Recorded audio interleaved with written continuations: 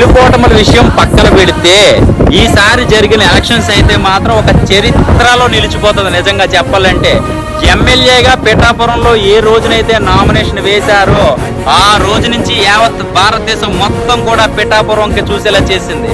99% మొత్తం కూడా media support చేసింది పవన్ కళ్యాణ్ గారికి. ఒక యాంకర్ అయితే ఏమన్నాడంటే, పవన్ కళ్యాణ్ గారు పిఠాపురంలో గెలవకపోతే నేను స్క్రీన్ లో కనపండి అని చెప్పాడు.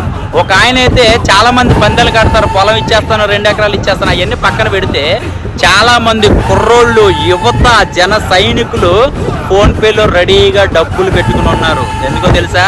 జూన్ 4వ తారీఖున ఒక జాతర చేసుకోవడానికి. ఆ జాతర ఎలా ఉంటుందో మీకు తెలుసు, నాకు తెలుసు. నాకు తెలిసి పోలీస్ డిపార్ట్మెంట్ మామూలుగా ఉండకూడదు, ఫుల్ సెక్యూరిటీ ఉండాలి. ఎందుకంటే ఆ రోజునైతే మాత్రం పిఠాపురం చుట్టుపక్కల ఎవరు కూడా ప్రయాణాలు పెట్టుకోవద్దు, ఫుల్ ట్రాఫిక్ జామ్ అయిపోతుంది. గుర్తుపెట్టుకోండి నేను చెప్పేది, ఫుల్